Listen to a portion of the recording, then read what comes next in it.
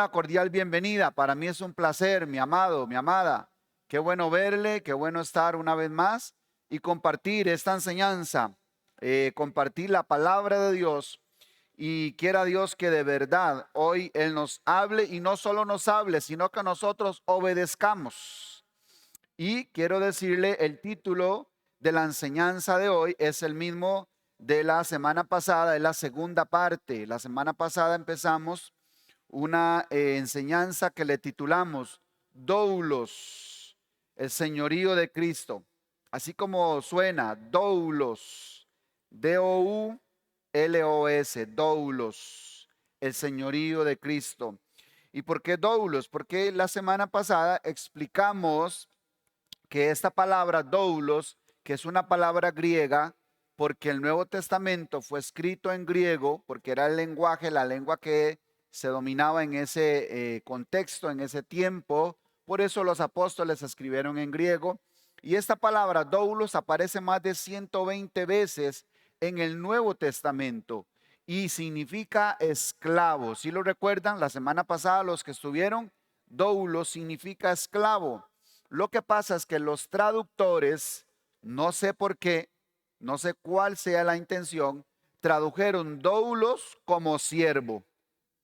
Y entonces en más de 100 ocasiones, les dije que aparece más de 120 veces, pero en más de 100 ocasiones ellos la tradujeron como siervo, cuando la traducción original y directa es esclavo.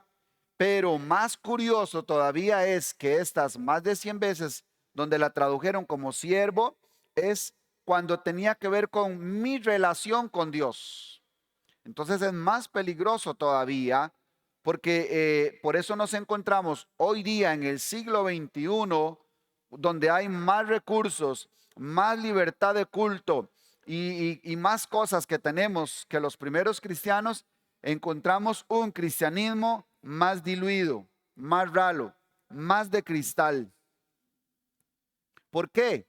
Porque cuando venimos a la traducción y leemos la palabra siervo, entonces pensamos que es algo que yo puedo hacer un día y otro día no, que yo puedo servirle a Dios un día y otro no, que si yo quiero le sirvo y que si no quiero no le sirvo.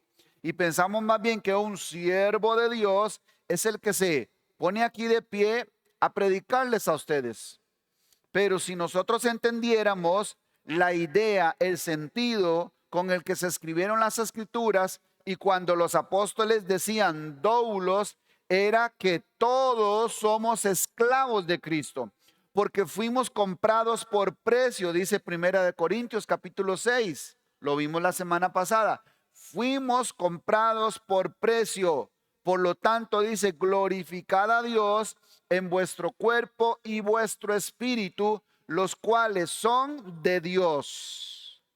Más claro no puede cantar un gallo, ¿verdad? Los cuales son de Dios. Mi cuerpo le pertenece a Dios.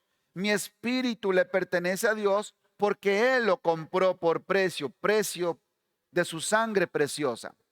Pero si nosotros leyéramos y hubiera sido traducido literalmente esa palabra como esclavo, entenderíamos que el Señor eso nos pide de nosotros, eso nos demanda a nosotros. No fue así como dijo Jesús cuando le seguía una multitud y de pronto se volvió y les dijo: si alguno quiere venir en pos de mí, niéguese a sí mismo, tome su cruz cada día y sígame. Me está hablando de una muerte, de una entrega, de un negarme a mi voluntad para que se haga su voluntad. Eso es lo que enseñan las escrituras, desde el Génesis hasta el Apocalipsis. Pero cuando nos encontramos con esas traducciones un poco suavizadas, claro que entendemos que es algo de vez en cuando. Y entonces es por eso que no hemos entendido el verdadero señorío de Cristo. Entonces lo vemos con solo una sencilla palabra, una palabra, doulos, que su traducción es esclavo. Y si nos vamos al Antiguo Testamento, que fue escrito en hebreo, hicieron lo mismo. En hebreo es abad, A-B-A-D, abad, que igual significa esclavo, significa sirviente, significa una persona que yo compré. Eso en el Antiguo Testamento, pero igual lo tradujeron como siervo. Y entonces cuando usted escucha o lee en el Antiguo Testamento, cuando habla de mi siervo Moisés, de mi siervo Isaías, de mi siervo, entonces usted piensa que es gente especial que Dios escogió. No, no, no, no. Ahora todos somos iguales. En Cristo no hay mujer, no hay hombre, no hay esclavo, no hay libre, no hay judío, no hay griego. Todos somos iguales. Estamos en un mismo rango. Todos somos esclavos de Cristo.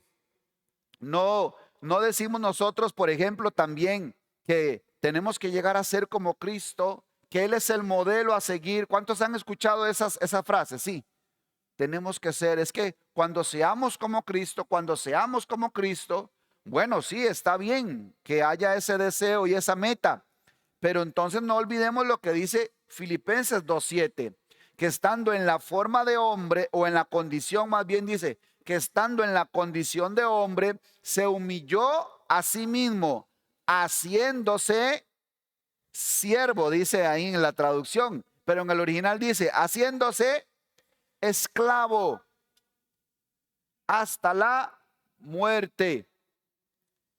Y por eso Dios le exaltó, porque él decidió un día hacerse esclavo del Padre, a venir a cumplir la voluntad del Padre. No fue cierto que en Getsemaní él estaba tomando una decisión muy fuerte y oraba y le decía, Señor, si es posible, pasa de mí esta copa, porque él sabía que lo que seguía era morir en la cruz. Pero no solo ir directo a morir en la cruz, iba a ser azotado, iba a ser inmolado, porque eso es lo que estaba escrito en el viejo pacto, que el cordero que se sacrificaba para la remisión de los pecados tenía que ser inmolado. Entonces él sabía que iba a pasar lo que nosotros llamamos como la calle de la amargura, si se pudiera decir. Otros dicen la vía dolorosa. Las canciones cantan de esa manera, por la vía dolorosa. Y él sabía lo que iba a sufrir: desprecio, golpes, iba a ser escupido, iba a ser azotado, iba a ser humillado antes de ser crucificado. Él sabía por dónde tenía que pasar hasta morir, entregar su vida, dar toda su sangre, porque eso estaba escrito del Cordero, que iba a dar toda su sangre. Entonces él ora en Getsemaní y le dice, Padre, si es posible, pasa de mí esta copa, pero que no se haga mi voluntad, sino la tuya. Pero que no se haga como yo quiero, sino como tú quieres. Él oró 3 veces, pero él no quería hacer su voluntad, porque él sabía que un día había decidido hacerse esclavo del Padre. Entonces, si nosotros queremos llegar a ser como Jesús, tenemos que seguir las pisadas de Jesús, decimos. Entonces tenemos que hacernos esclavos también de Cristo. Por eso él dijo, al que venciere, yo le sentaré conmigo en mi trono, así como yo vencí y me senté con mi Padre en su trono. ¿Se da cuenta? Pero esos versículos no nos enseñan, eso no nos predican en la mayoría de los púlpitos. Entonces, la semana pasada hablamos de todo esto. Doulos, que significa esclavo. Hoy hablaremos de la palabra Kyrios. Kyrios. Si quiere escribirla, K-Y y luego ponga Rios. Kyrios, que significa Señor. Hoy vamos a entender, como estamos hablando del señorío de Cristo, entonces es importante que hablemos también de esta otra palabra, Kyrios, que significa Señor. Pero no Señor como nosotros le decimos a alguien, Señor, ¿qué hora tiene? Señor, se le olvidó el paraguas ahí donde estaba. Señor, apúrese. Señor, pase adelante. Nosotros le decimos Señor a cualquiera. Pero cuando la Biblia habla de Señor refiriéndose a Cristo, habla de dueño, amo, máxima autoridad. Eso significa Kyrios en el Nuevo Testamento, porque es una palabra griega también. Cuando Pablo dice en Romanos 10:9 que si confesares, ya todos nos sabemos ese versículo de memoria, que si confesares con tu boca que Jesús es el Señor, pero está diciendo que Jesús es el Kyrios, Si confesares con tu boca que Jesús es tu amo, tu dueño, tu máxima autoridad, serás salvo. Entonces solo hasta ese momento seremos salvos. Cuando Él es mi Señor, cuando Él es mi amo. Y cuando hablamos también de doulo, la semana pasada dijimos que yo soy un esclavo donde mi amo no es solo dueño de mi persona, sino que es dueño de mi persona y de todo lo que poseo. Entonces son como dos caras de una misma moneda. Estas dos palabras son muy importantes para el entendimiento y para el cristianismo. El cristianismo debe tener estas dos palabras bien claras en su corazón. Doulos, que es esclavo; Kyrios, que es Señor. Si Él es mi Señor, entonces yo soy su esclavo. Y si yo soy su esclavo, Él es mi Señor. No puede haber una sin la otra. Son dos caras de una misma moneda. Porque yo no lo puedo confesar como mi Señor y decir que Él es mi Señor y hacer mi voluntad.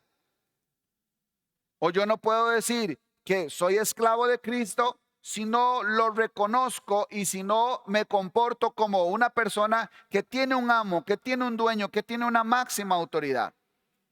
Por eso fue el primer texto que leímos la semana pasada, Romanos 10:9, que si confesares con tu boca que Jesús es tu amo, tu Señor, tu dueño, tu máxima autoridad, serás salvo.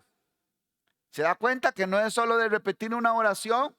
Hace algunos años que vine, pasé aquí al frente, hice la oración: Señor, yo te confieso como mi Señor. Ay, ya soy salvo. Y le preguntan a la iglesia, en la mayoría de iglesias, ¿cuántos son salvos? Levante la mano, ¿cuántos son salvos? Amén, amén, todos levantamos la mano. Pero pensamos que somos salvos porque hicimos una confesión, porque hicimos una oración un día. Pero no, cuando hicimos esa oración dijimos, es el inicio de una carrera, es el inicio de una vida. Pero Él es mi Señor, tiene que ser mi Señor todos los días, a cada hora. ¿Quiere darse cuenta usted si Jesús es su Señor? ¿Quiere darse cuenta usted quién es su Dios? ¿Quién está sentado en el trono de su corazón? Puede hacerlo, puede hacer una radiografía de su corazón y enterarse de quién es su Señor y quién es su Dios con un quiz muy sencillo. Y se lo voy a decir cómo puede hacer usted ese quiz. ¿Sabe cómo puede darse cuenta y sacar una radiografía de su corazón para ver quién es su Dios y su Señor? Bueno, cada vez que usted abre los ojos en la mañana, ¿qué es lo primero que piensa? Seguro le pasó hoy. Recuerde, ¿qué es lo primero que usted piensa? Pero no solo eso, segundo punto del quiz, cuando está en un momento libre durante el día, que está tomando café o que está almorzando, que dejó de trabajar, porque cuando estamos trabajando estamos concentrados, no estamos pensando en nada, solo lo que estamos haciendo, pero de pronto llegó un momento de esparcimiento, de relax, vamos a almorzar, vamos a descansar y de pronto empezamos a pensar en eso. Y luego a la hora del café y luego a la hora de la cena. Y tercer punto donde usted se puede dar cuenta, o tercer momento donde se puede dar cuenta, cuando usted se acuesta y antes de quedarse dormido, ¿en qué está pensando? ¿En qué se pone a pensar? Son los tres momentos donde usted se va a dar cuenta y hágalo y la otra semana me cuenta. Si no, se pone a pensar en lo mismo en esos tres momentos. Cuando abre los ojos, ¿qué es lo primero? Uy, hoy tengo que ir a hacer aquel proyecto y a hablar con aquel cliente. Uy, sí, tengo que apurarme. Pensando en su empresa, en su proyecto, en su casa, en su carro, en su esposa, en su esposo, en sus hijos. Yo no sé en qué usted es lo primero que piensa al abrir sus ojos. Y luego cuando está almorzando, igual vuelve a pensar en lo mismo. Y antes de dormirse, piensa en lo mismo. Hágalo usted ese quiz. Hágalo mañana. Es más, ya ahora a la hora del almuerzo puede empezarlo. Antes de dormir hoy puede empezarlo también. Y mañana, apenas abra los ojos, va a volver a pensar en lo mismo. Entonces, mi hermano, así usted se dará cuenta quién es su Dios, quién está sentado en el trono de su corazón, en lo que paso pensando cada vez que tengo un momento libre. Ese es mi Dios. Pero puede ser que usted Usted se levanta en la mañana y abre los ojos y dice, Padre Celestial, te alabo. Qué hermoso día este día. Testifica de Cristo, como decía el rey David. Los cielos cuentan la gloria de Dios y el firmamento anuncia la obra de sus manos. Seguro usted se levanta diciendo eso, ¿verdad? Apenas abre los ojos. Padre, te alabo por este nuevo día, y este día testifica de Cristo, de su luz que me alumbra. Señor, te alabo, gracias, porque tengo un día más para poder servirte, para poder alabarte. Seguramente, si Cristo es nuestro Señor, eso es lo primero que pensamos y hablamos en la mañana. Y cuando estamos almorzando y cuando nos acostamos. Eso fue lo que le dijo el Señor a Moisés en Deuteronomio capítulo 6, que estas palabras que están aquí escritas las dirás a tus hijos y las repetirás a los hijos y a los hijos de tus hijos. Las repetirás de día y de noche andando por el camino. Las escribirás en las puertas, en las paredes. Estarán al frente de tus ojos y en tu corazón, meditando en ellas de día y de noche. Se lo digo también a Josué. Nunca se apartará de tu boca este libro de la ley, sino que meditarás en él de día y de noche, para que todo te salga bien. Pero es que nosotros pasamos pensando en otras cosas. Ese es mi Dios, ese es nuestro Dios, en lo que paso pensando.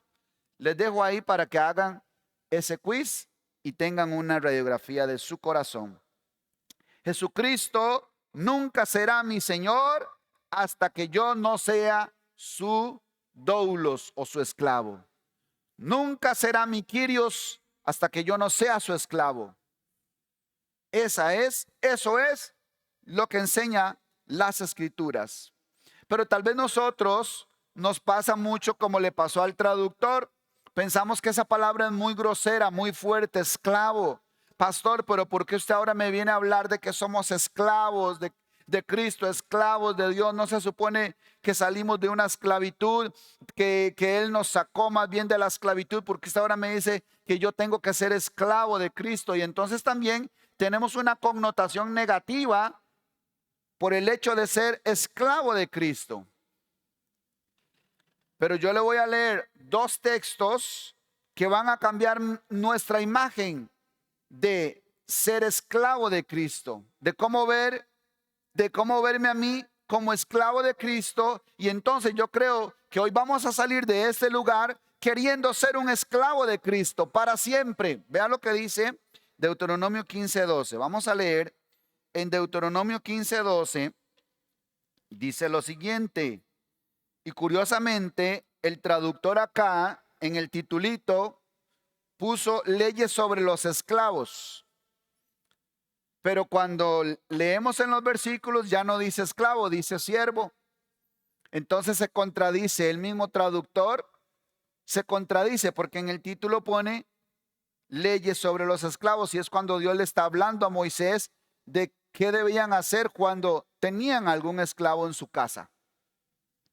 Pero ya hablé de esto de la mala traducción. Dice Deuteronomio 15:12, si se vendiere a ti tu hermano, hebreo o hebrea, y te hubiere servido 6 años, al séptimo le despedirás libre. Y cuando lo despidieres libre, no le enviarás con las manos vacías. Le abastecerás liberalmente de tus ovejas, de tu era y de tu lagar. Le darás de aquello en que Jehová te hubiere bendecido. Y te acordarás de que fuiste, ¿qué dice ahí? Siervo, pero en el original dice esclavo. ¿Cierto o no que ellos eran esclavos en Egipto? ¿Cierto? ¿Cómo estaba el pueblo de Israel en Egipto? ¿Cómo eran? Esclavos. Entonces, ¿por qué aquí pusieron siervo? Por la mala traducción. Y te acordarás de que fuiste esclavo en la tierra de Egipto y que Jehová tu Dios te rescató. Por tanto, yo te mando esto hoy. Versículo 16, este es el clave. Anótelo, subráyelo. Dice, si él te dijere, o sea, el esclavo, si él te dijere, no te dejaré. Óigame, un esclavo no quiere dejar de ser esclavo. ¿Por qué?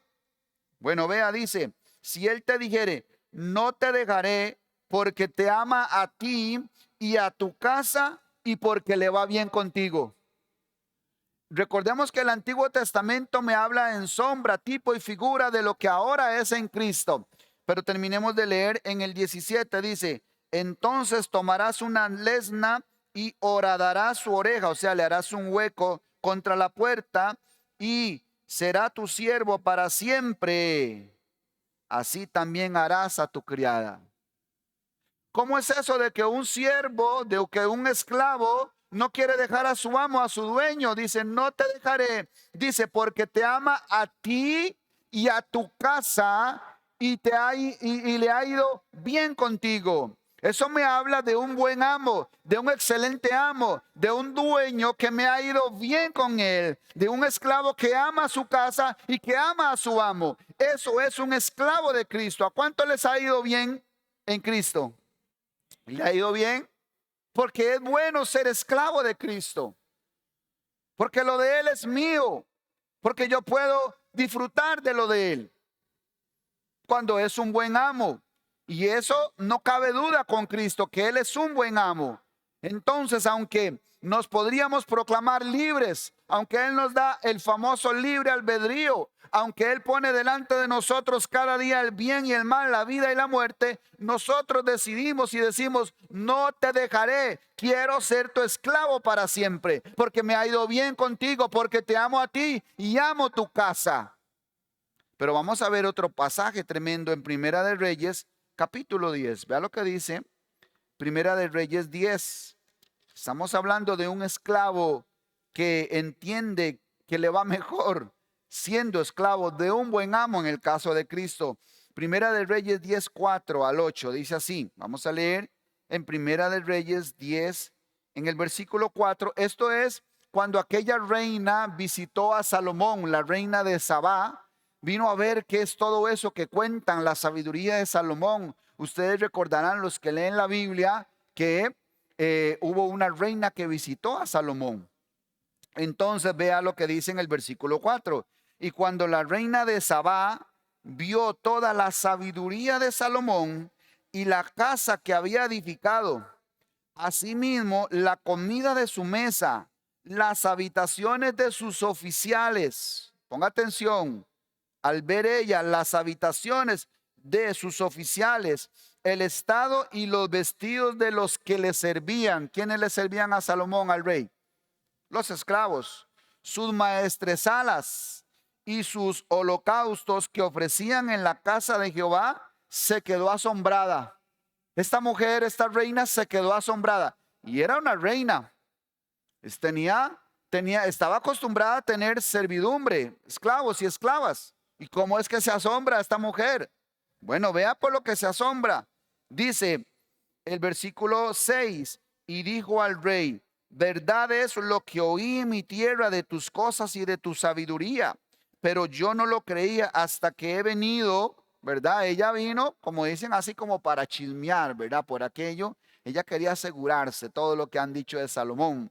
Él dice, pero yo no lo creía hasta que he venido y mis ojos han visto que ni aún se me dijo la mitad. Es mayor tu sabiduría y bien que la fama que yo había oído. Y aquí viene el versículo clave, el 8.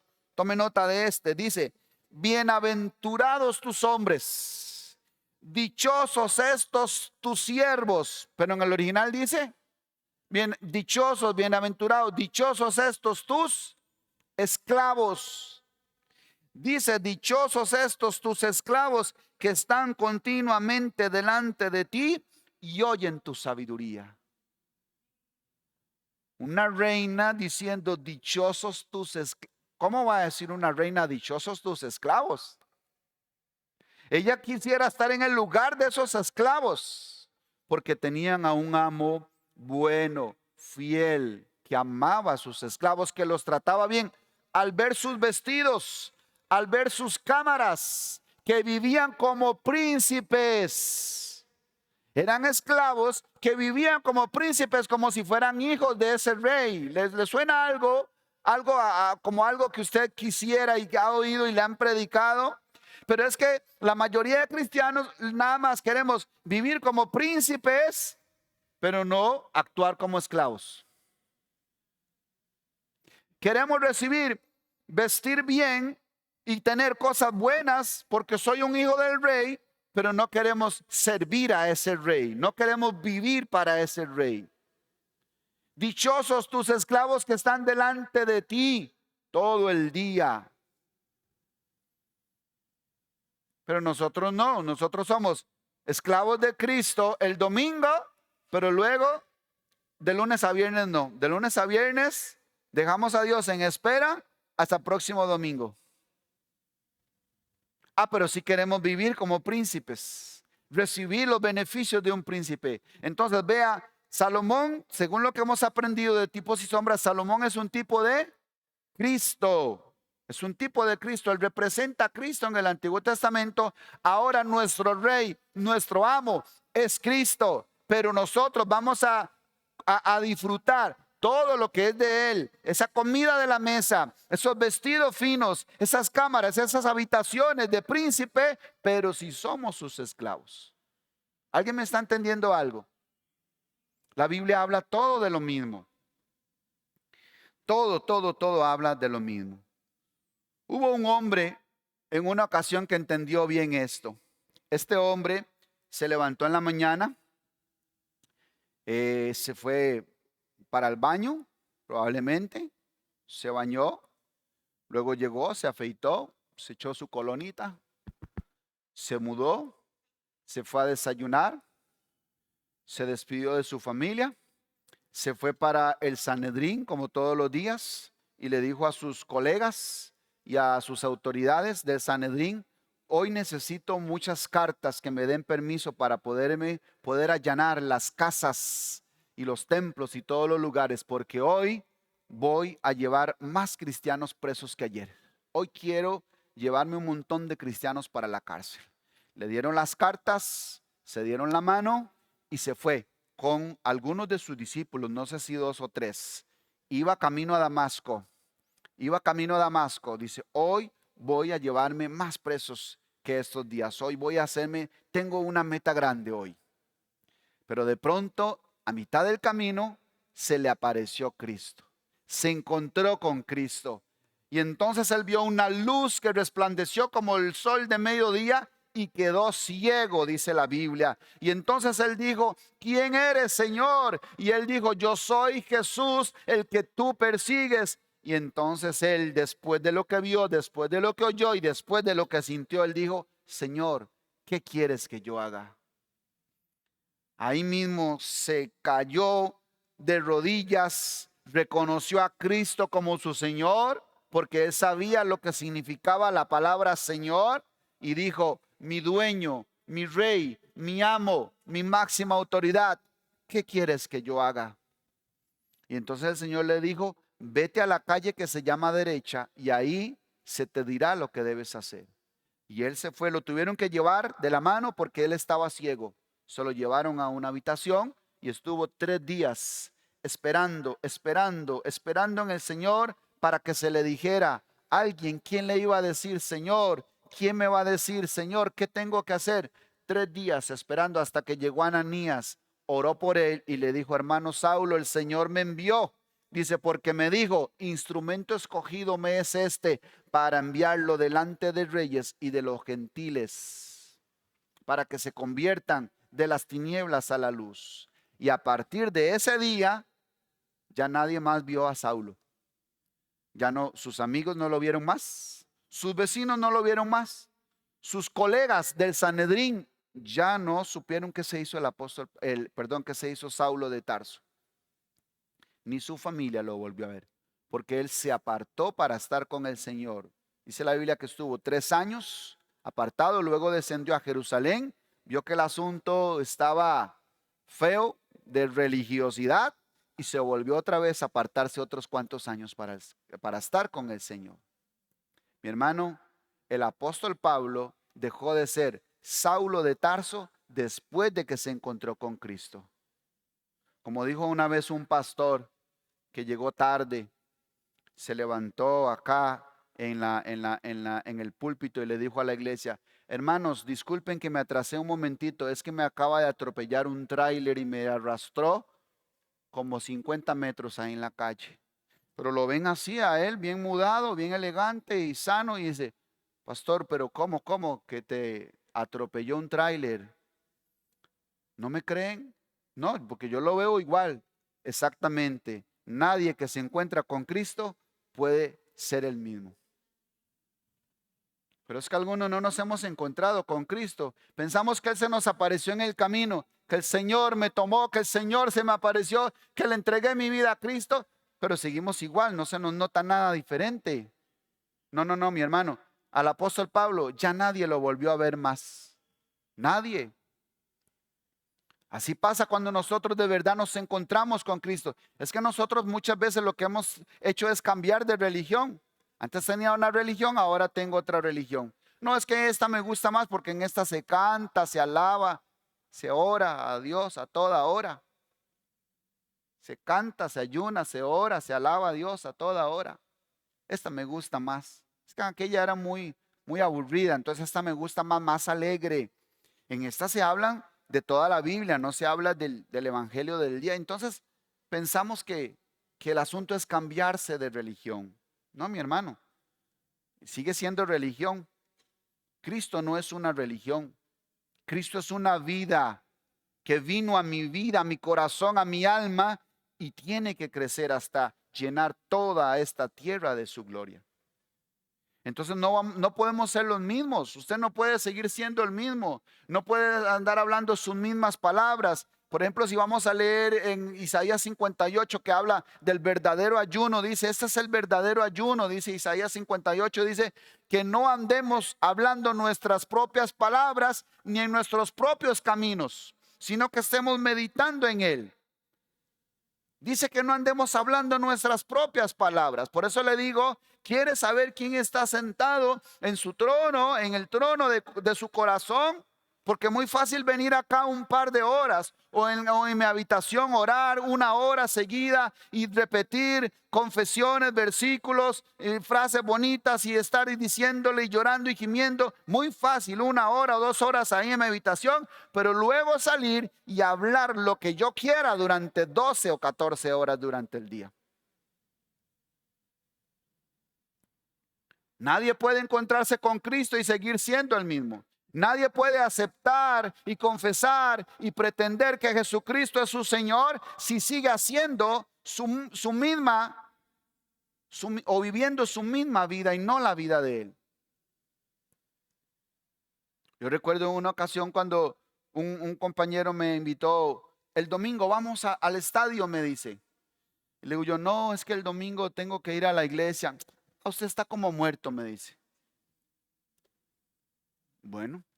Es que precisamente eso somos para el mundo, estamos muertos para el mundo. En otra ocasión un muchacho, un amigo allá en el barrio me dice, ¿con quién está jugando ahora? Y le digo yo, no, con nadie. Me dice, vamos, lo invito para que juegue con mi equipo. Y le digo yo, no, muchas gracias, es que los partidos son los domingos y los cultos son los domingos. En aquel entonces teníamos dos, uno en la mañana y otro en la tarde. No, los cultos son los domingos, no. Entonces dice, Dios no se enoja que usted juegue bola. No, Dios no se enoja, pero yo quiero llenarme de Cristo.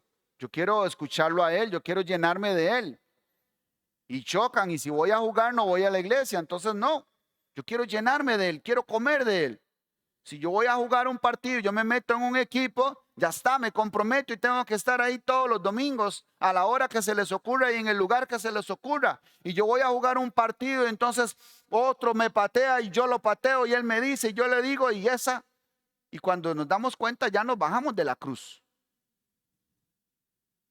Y usted me dice, pastor, ¿qué me está diciendo? ¿Que es pecado jugar bola? No estoy diciendo eso. Tal vez un día de estos tengamos la oportunidad y nos jugamos una mejenguita. Pero cuando tenga quizás una horita ahí libre, cuando el Señor no me esté llamando ni pidiendo nada y me pueda decir, vaya, recréese por un momento. Puede ser.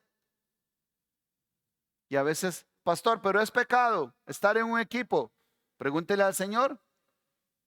Pregúntele al Espíritu Santo. Pregúntele a su Señor. ¿No es usted esclavo de Cristo? No me pregunta a mí, pregúntele a su amo, a su dueño.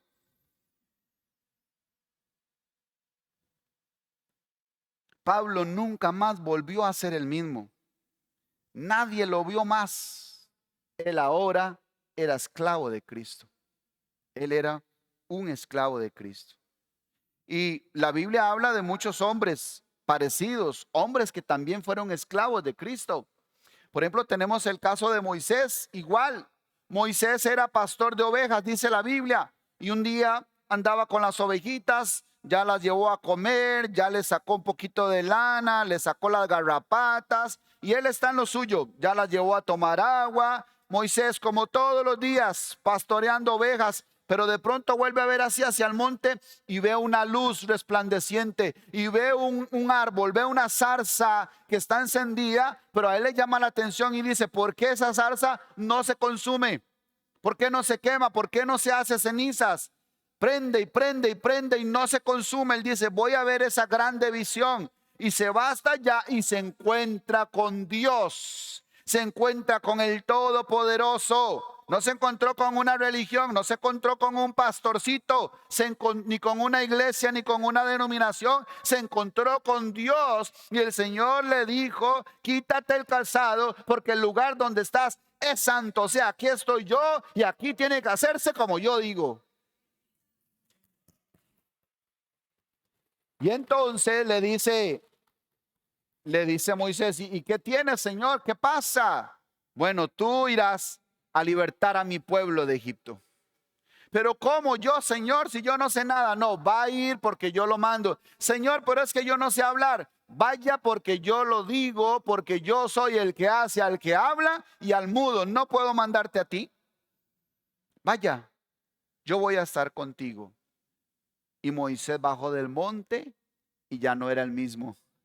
Y ahora se encontró con Dios y el Señor vino a su vida y él se convirtió en su esclavo después de que se quitó el calzado y le dijo: está bien, Señor, será como tú dices. Y bajó de ese monte y ya su esposa lo ve diferente y le dice: Moisés, ¿qué te pasó? Y dice: vi a Dios y escuché a Dios y me dijo que a partir de hoy voy a vivir para Él. Le entregué mi vida a Dios, esposa amada. Ah, dejen molestar, dice la esposa. Él se quedó callado, fue y guardó las ovejas. Le dice: mi amor, me voy. ¿Vas conmigo o te quedas? Y ella, ni tonta que fuera, se fue con él. No, nos vamos juntos.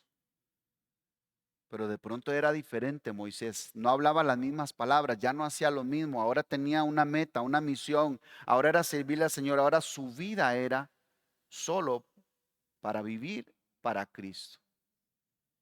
Y de pronto usted tal vez tiene una imagen de las películas que nos pasan en Hollywood, ¿verdad? Cuando usted lo vio bajar, todas esas imágenes estaban en su mente mientras yo le hablaba.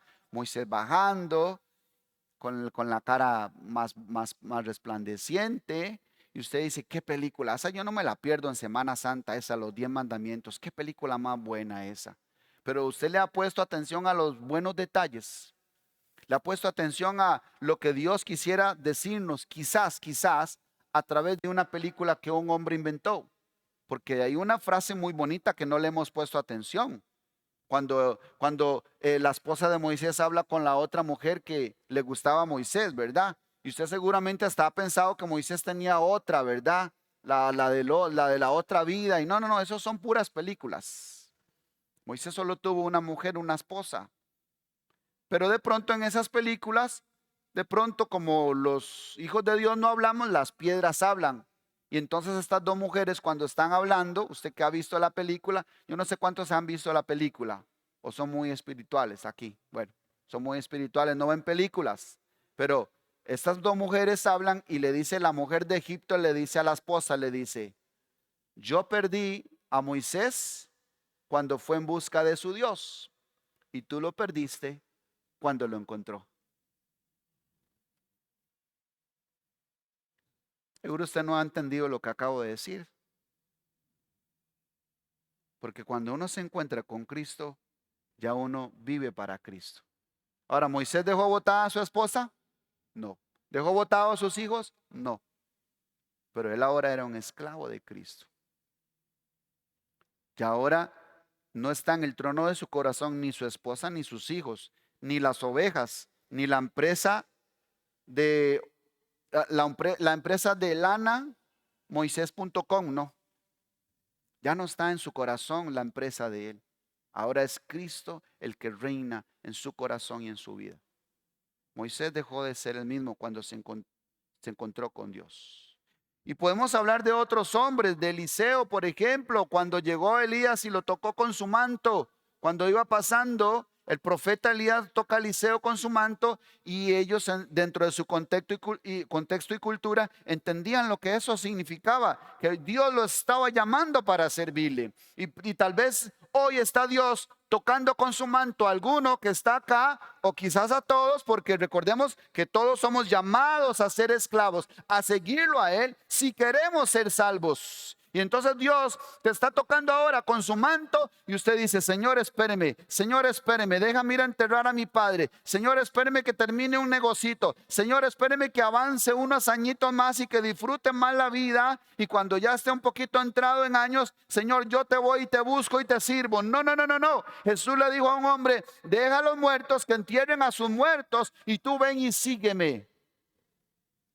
Y tal vez el Señor está tocándolo ahora con su manto, llamándolo, como llamó a Moisés con aquella gran visión, y usted resistiéndose. Pero estos hombres atendieron a ese llamado, porque Eliseo, que era boyero, después de que tocó el manto de Elías a su hombro, él se fue y partió los bueyes, se los comieron y le dijo, familia, chao, porque Dios me ha llamado, ahora soy un esclavo de Cristo.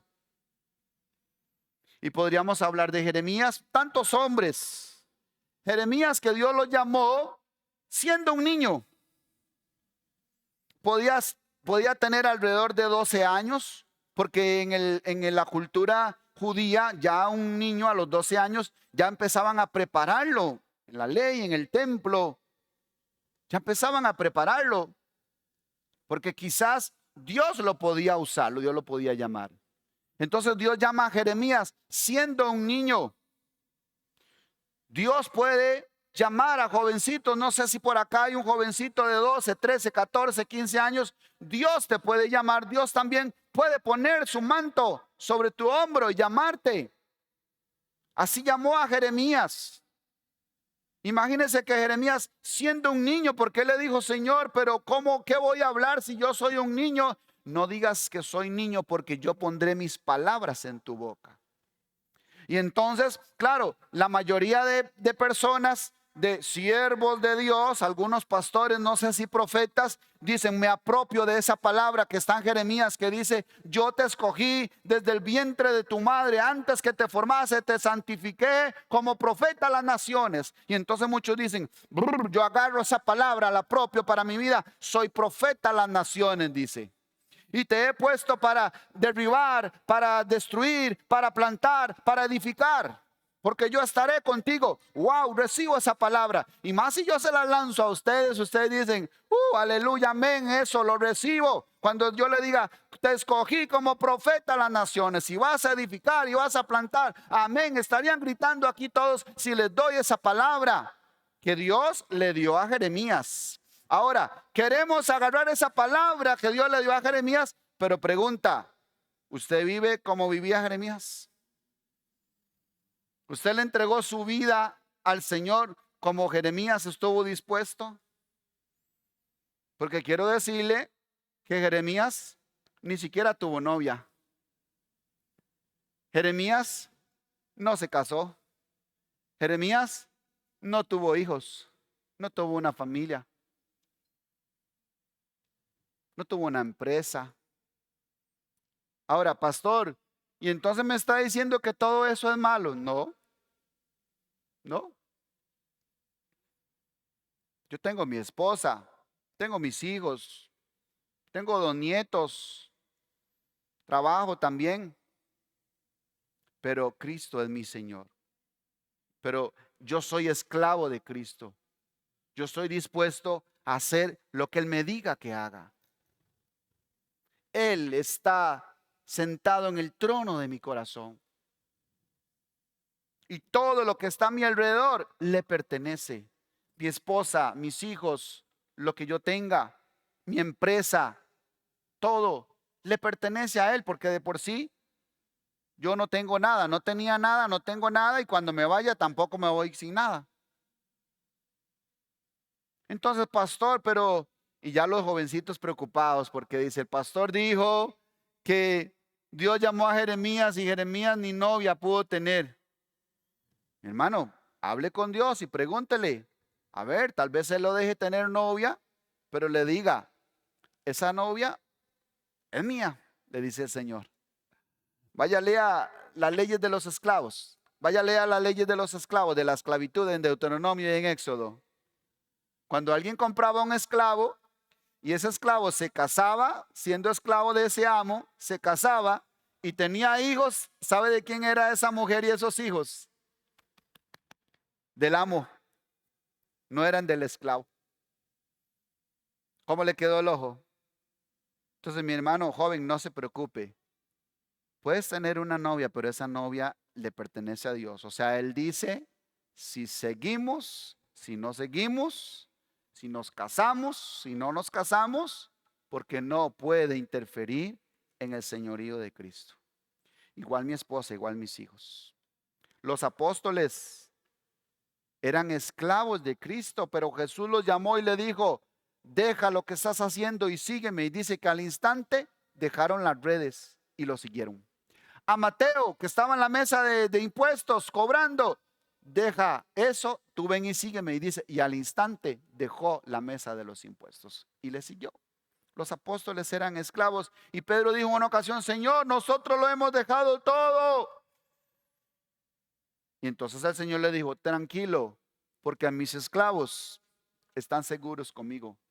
No hay quien haya dejado padre, madre, hijos, hijas, familia, por causa de mí, que no reciba 100 veces más. Conmigo nadie pierde, dice el Señor. Conmigo nadie pierde, pero yo quiero verdaderos doulos para que puedan disfrutar de mis riquezas, de lo mío. Porque Jesús dijo, buscad primeramente el reino de Dios y su justicia, y estas cosas serán añadidas. Pero nosotros solo oramos por estas cosas y no buscamos el reino. No, Él dijo que si buscamos el reino, estas cosas están seguras. Buscándolo a Él, sirviéndolo a Él, viviendo para Él. Ahora usted me dice, pastor, pero es que usted me está hablando de hombres de la Biblia, hombres extraordinarios, hombres diferentes. Pero por eso es que nosotros no somos como ellos, porque no queremos hacer o estar dispuestos a lo que ellos hicieron. A vivir como ellos vivieron para Cristo, abandonando, renunciando a este mundo. Cuando Dios llamó a Abraham y le dijo, deja tu tierra y tu parentela a la tierra y vete a la tierra que yo te diré. Y Abraham lo dejó todo y vivió como peregrino y extranjero en este mundo. Dice, habitando en tiendas con Isaac y con Jacob. Aún teniendo el dinero para construir un palacio y tener muchos sirvientes. Porque Abraham era riquísimo. Pero dice que vivió como peregrino y extranjero en tiendas, viviendo en tiendas con Isaac y con Jacob. Porque su mirada estaba puesta en la patria celestial, cuyo constructor y arquitecto es Dios. Anhelaba una mejor. Su mirada, su corazón no estaba puesta en esta tierra, acá en este lugar. Estaba puesta en la patria celestial.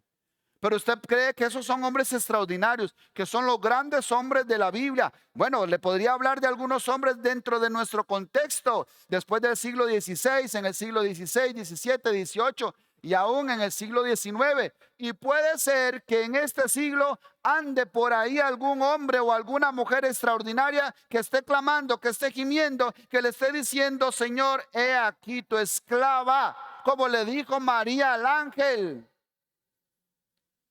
Así le dijo. Cuando le dijo, he aquí tu sierva, ¿qué dice en el original? He aquí tu esclava, hágase en mí conforme a tu voluntad, le dijo María, exponiéndose a la muerte y al vituperio y a la vergüenza, pero ella dijo, aquí estoy, haz lo que quieras conmigo. Puede ser que por ahí esté una hermana, un hermano, un hombre, una mujer, anhelando, sediento de Dios, aquí o en otro país, no sé.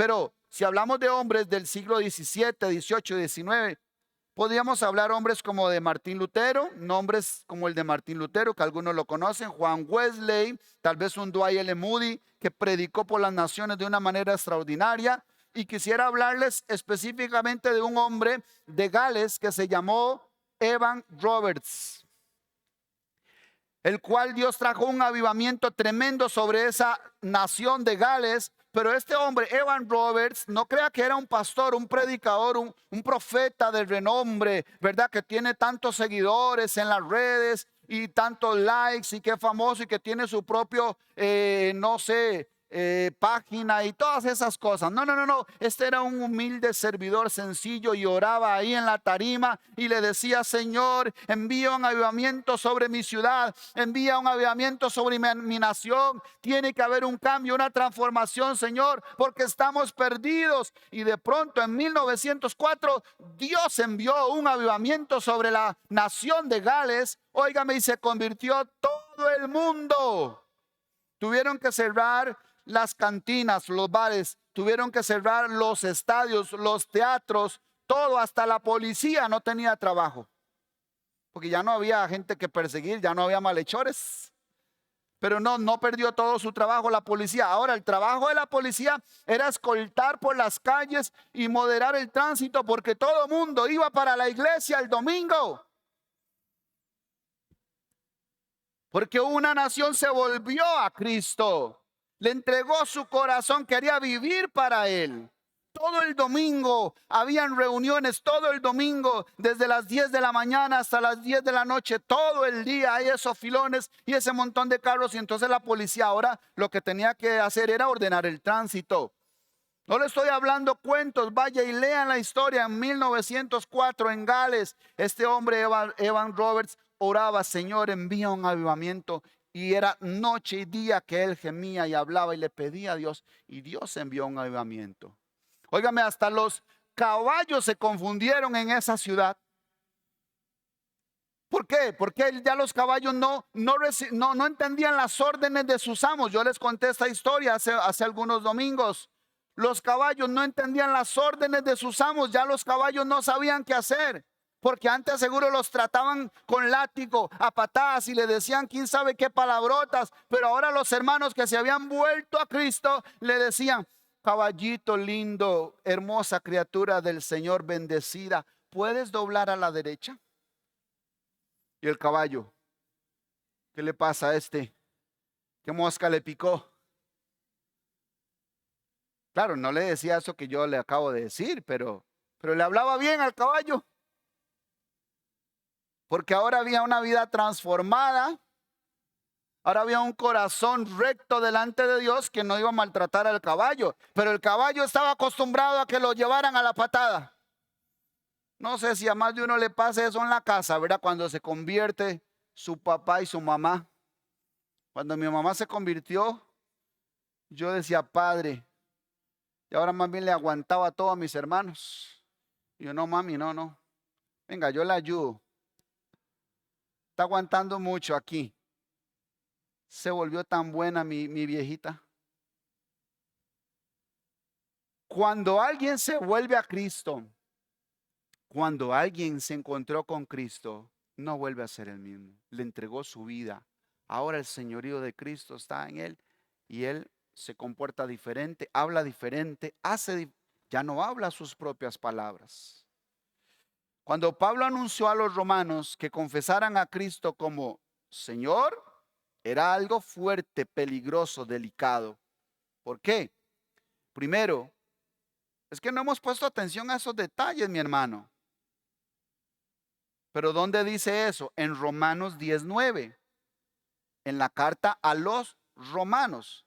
Y Pablo le dice a los romanos que si confesares con tu boca que Jesús es el Kyrios, la máxima autoridad, serás salvo. Pero ¿qué está diciendo Pablo? Roma estaba en el poder absoluto de aquel entonces. Era la máxima potencia. El emperador se proclamaba como Señor y Dios de los hombres. Si alguien decía que había otro Señor, lo metían a la cárcel, lo quemaban vivo, se lo echaban a los leones. para un romano significaba traición y luego la muerte. Decir que Jesucristo es el Señor era volverse contra el César, era firmar su sentencia de muerte. Entonces Pablo está diciendo algo grueso, diría el mexicano, serio, delicado, diciéndole a los romanos que confiesen a Jesucristo como su Señor. Eso es lo que quería dar a entender Dios en las Escrituras. Yo quiero ser su Señor, que ya ninguna otra cosa te manipule, te domine, te diga qué hacer, ni aún tú mismo. Yo quiero ser tu Señor. Pablo sabía de qué estaba hablando cuando decía Kyrios y cuando decía doulos, porque Pablo se convirtió en un esclavo de Cristo. En el libro de los Hechos dice, de ninguna cosa me ha revelado el Espíritu Santo que va a pasar en los lugares que yo he ido. Nada me ha revelado el Espíritu, pero una sola cosa, solo una me ha revelado, que voy a padecer mucho por causa de su nombre, pero estoy dispuesto hasta la muerte con tal de predicar a Cristo. Y es por eso que en Efesios capítulo 4, versículo 1 dice lo siguiente. Vaya conmigo para que usted vea que nosotros, algunos que leen la Biblia, ni siquiera han visto estos detalles. Efesios capítulo 4, con esto quiero terminar. Efesios capítulo 4, versículo 1 dice así. Yo pues, preso en el Señor, os ruego que andéis como es digno de la vocación con que fuisteis llamados. Voy a hacer una pausa ahí. Versículo 1. Ahí me quedo. Porque nosotros leemos ese versículo y seguimos leyendo y leyendo. Yo le decía al apóstol, si yo le digo a usted Efesios capítulo 4, ¿qué viene a su memoria? Efesios capítulo 4. Sí, ahí es donde dice un Señor, un bautismo, una sola fe, sí, es excelente. Ahí también es donde dice a unos constituyó apóstoles, profetas, evangelistas, pastores y maestros. Ajá, pare de contar. Son las únicas dos cosas que nos enseñan de Efesios 4. Pero solo el versículo 1 está diciendo algo poderoso y no le ponemos atención. Vea lo que dice el versículo 1 otra vez. Yo pues, preso en el Señor, ahí quedémonos. ¿Por qué Pablo está diciendo, yo pues, preso en el Señor, les ruego que andéis como es digno con la vocación que fuisteis llamados? Nosotros todos fuimos llamados para ser esclavos de Cristo, entregarle nuestra vida. Él compró mi vida a vivir para Él. Pablo decía, ya no yo, sino Cristo en mí. Ya no vivo yo, sino Cristo en mí. Entonces, cuando Pablo dice acá, yo pues preso en el Señor, no es lo que algunos piensan, que es que está escribiendo desde la cárcel y por eso dice, yo les escribo desde la cárcel. No. Espérese un momento. No está diciendo que está preso por causa del Señor. No está diciendo que está preso por causa del Evangelio. Dice que está preso en el Señor. ¿Cierto? Ahora sí le puso atención. Yo pues preso en el Señor, porque Pablo entendía que él era un esclavo de Cristo, que él había entregado su vida a Cristo. Y esta misma frase, preso en el Señor, es lo mismo que cuando leemos en Cristo, como aquel versículo que leímos, de modo que el que está en Cristo, nueva criatura es. Ay, amén, aleluya, recibo eso. Las cosas viejas pasaron. He aquí todas son hechas nuevas, mi hermana. Recíbalo. El que está en Cristo, nueva criatura es. O aquel que dice, todo lo puedo en Cristo que me fortalece. Amén, amén, lo recibo. O aquella que dice, nada nos separará del amor de Dios, que es en Cristo Jesús, Señor nuestro. Amén, amén, recibo esa también. No, espérese.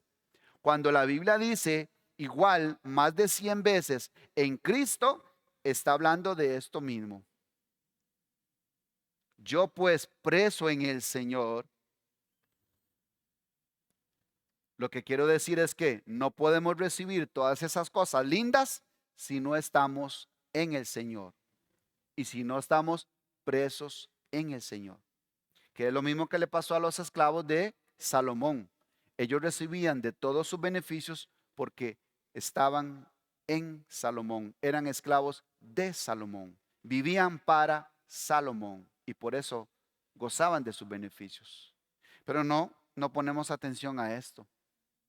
Pero aquí Pablo está diciendo que él es esclavo de Cristo. Y entonces nos sigue diciendo, les ruego que vivan conforme a la vocación con que fuiste llamados, o sea, como esclavos.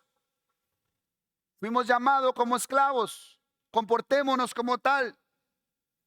Pero luego está bien, ahí dice también en el 11, y él mismo constituyó a unos apóstoles, a otros profetas, a otros evangelistas, a otros pastores y maestros, a fin de perfeccionar a los santos para la obra del ministerio y la edificación del cuerpo de Cristo. Ahora, ¿son estos diferentes a los otros? ¿Somos los apóstoles, los profetas, evangelistas, pastores y maestros diferentes a ustedes que son esclavos de Cristo y yo no soy esclavo de Cristo? No, yo soy esclavo de Cristo y ustedes también son esclavos de Cristo. Lo que pasa es que nosotros somos esclavos que dirigimos a otros esclavos.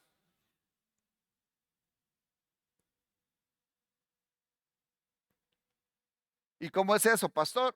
Bueno, no sé si usted lo podemos ver en la Biblia, pero también lo podemos ver en algunas culturas donde hay una familia que es muy adinerada y viven en una quinta y tienen muchos criados, pero hay uno que dirige a los criados. ¿Sí lo han visto eso? Tal vez hasta lo hemos visto en películas. Entonces, ¿han visto eso? Que hay un grupo de esclavos, pero que es dirigido por un esclavo. ¿Y quién es ese esclavo que dirige a los esclavos? ¿Por qué hay uno que dirige a los demás? Bueno, porque fue escogido, porque ese fue hallado fiel en toda su casa, como dijo Dios de Moisés. Cuando le dijo a María y a Aarón, les dijo, no, a ustedes les hablaré en sueños y en visiones, pero no así a mí, siervo Moisés, pero en el original dice, no a mí, esclavo Moisés, que es fiel en toda mi casa. Y entonces Dios ha escogido hombres que son fieles e idóneos, que también somos sus esclavos para dirigir a otros esclavos. Y vayamos entonces a Lucas capítulo 12 para que podamos entender mejor este principio. Lucas 12:42 dice así, que creo que es otro pasaje que no hemos entendido. Dice así Lucas 12:42. Y dijo el Señor, ¿cómo dice ahí en el original? Kyrios. Y dijo el Señor, la máxima autoridad, el amo, el dueño, dice, ¿quién es el mayordomo fiel y prudente, el cual su Señor pondrá sobre su casa para que a tiempo les dé su ración? Bienaventurado, ¿se acuerda de esa palabra? Bienaventurado, dichoso, dichoso aquel siervo, pero en el original dice, aquel doulos, aquel esclavo. Entonces dice, el Señor dice, bienaventurado aquel esclavo al cual cuando su Señor venga le haya haciendo así. ¿Cómo? Dando la ración a tiempo a los demás. Doulos, a los demás esclavos. En verdad os digo que le pondrá sobre todos sus bienes. Bienaventurado, dichoso aquel siervo, aquel esclavo que el Señor le haya haciendo así, alimentando a sus ovejas, apacentando sus ovejas, cuidando sus ovejas, dando su ración a tiempo, porque le pondrá sobre todos sus bienes. Entonces se cumplirá aquella palabra que dijo el mismo Señor, que vendrá y le dirá, ven mi buen siervo, dice acá, pero en el original dice, ven mi buen doulos, mi buen esclavo y fiel. En lo poco has sido fiel, en lo mucho te pondré. Entra en el gozo de tu Señor. Y ahí se va a cumplir cuando alguno es exaltado, alguno es levantado por Dios. Pero nosotros eso es lo que queremos, nada más, el levantamiento, lo que se ve, lo de afuera, los vestidos, las cámaras, los ministerios, el canal, la imagen, la empresa, el carro.